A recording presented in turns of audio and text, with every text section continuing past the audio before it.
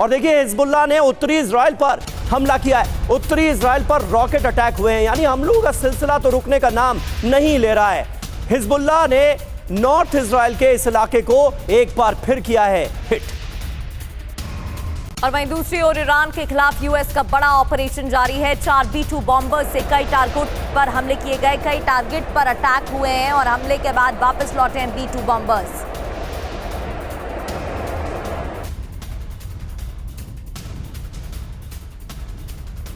और देखिए इस वक्त एक बड़ी खबर आ रही है, B-2 बॉम्बर का तबरीज ऑपरेशन सफल रहा, कामयाब रहा। अमेरिकी बॉम्बर ने तय लक्ष्य पर हमला किया है। तबरीज के अंडरग्राउंड ठिकाने पर हमले का दावा किया गया है, यानी जो टारगेट था, जो लक्ष्य था, उसे सीधे हिट किया गया है। इस हमले में अमेरिकी सेंट्रल कमांड के अधिकारियों के सूत्रों के हवाले से यह खबर सामने आ रही है।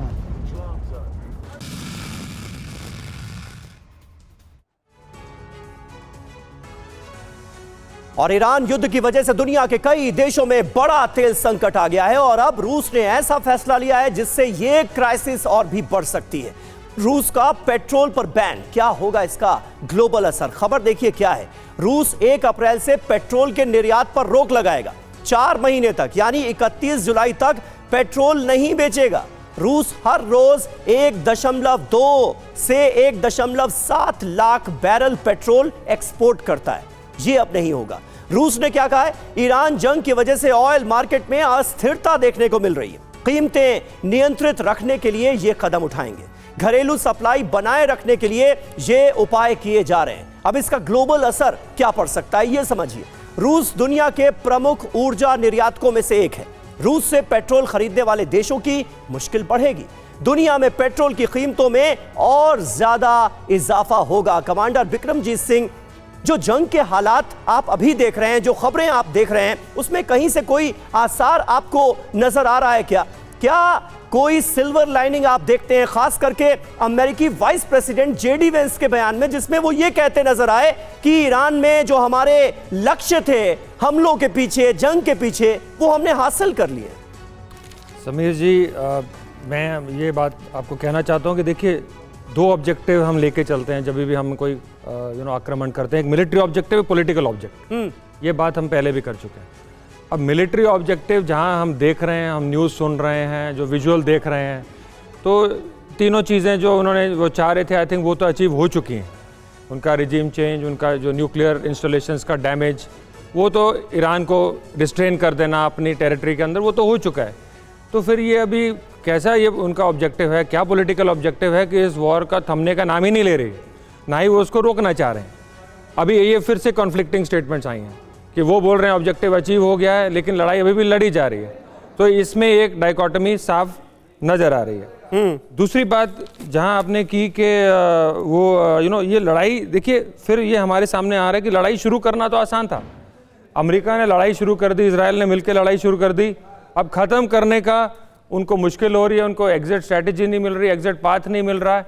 कभी वो लाइफलाइन दे रहे हैं कि हाँ जी मैं पॉज दे रहा हूँ, और उसी लाइफलाइन के दौरान अपना बिल्डअप भी कर रहे हैं, मरीन्स लेके जा रहे हैं, लैंडिंग की तैयारी कर रहे हैं, नेवल ऑपरेशन की तैयारी कर रहे हैं। अगेन इसमें कॉन्फ्लिक्ट है, तो इसको अभी ख़त्म करना मुश्किल लग रहा है।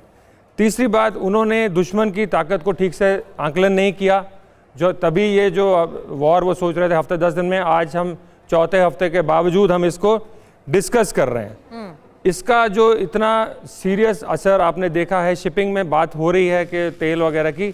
इसमें एक चीज़ मैं और डाल दूं कि शिपिंग, जो मर्चेंट नेवी थी हमारी, जो कमर्शियल शिपिंग है, वो वर्ल्ड का ऑलमोस्ट 80 to 90% ट्रेड जो है वो सी से होता है, और वो आराम से होता जा रहा था बिना किसी रुकावट के। जी हाँ, रूस और यूक्रेन वॉर की वजह से थोड़ा सा असर पड़ा था, लेकिन और अमेरिकी सैंक्शंस का, अदरवाइज ये चलता जा रहा था। अब देखिए कितना स्पॉटलाइट में आ गया है और मर्चेंट शिपिंग पे इतना स्ट्रेन आ गया है। आप मान के चलिए कि उनके जो रेट्स हैं, फ्रेट चार्जेस हैं, कोई मतलब कल के फ्रेट चार्जेस आज देने को तैयार ही नहीं है। इतना हालत वोलेटाइल हो गई है। ऊपर से इंश्योरेंस जो उनकी होगी वो इतनी हाई हो गई है, क्योंकि नॉर्मल कंडीशन में ये सारे वॉर जोन वगैरह, न्यूक्लियर अटैक्स वगैरह, ये एक्सक्लूजन में आ जाते हैं, ये कवर्ड नहीं होते। यदि आप इसके ऊपर प्रीमियम देते हैं तो आपका पूरा, और फाइनली लोडिंग किसकी होगी समीर जी? सारी लोडिंग जो आके है वो कंज्यूमर पे ही होगी। बिल्कुल। तो उसकी महंगाई तो बढ़नी ही बढ़नी है। और जो अमिताभ जी ने बताया कि देखिए तेल और गैस की चमक अभी भी है और वो ख़त्म नहीं हुई है।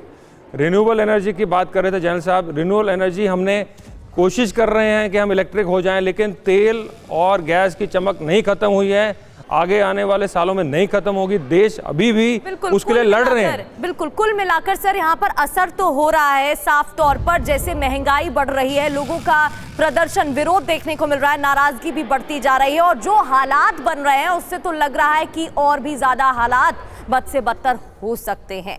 यूएई में ड्रोन हमले के शिकार हुए हैं यूक्रेनी। एक बड़ी खबर आपको बताते हैं, यूएई में लगातार हमले जारी हैं, ड्रोन अटैक हो रहे हैं और शिकार हुए हैं यूक्रेनी। एंटी ड्रोन सिस्टम गोदाम पर हमले में मौत की खबर, 21 सैन्य अधिकारियों के मारे जाने की आशंका है। तस्नीम न्यूज एजेंसी की रिपोर्ट में दावा।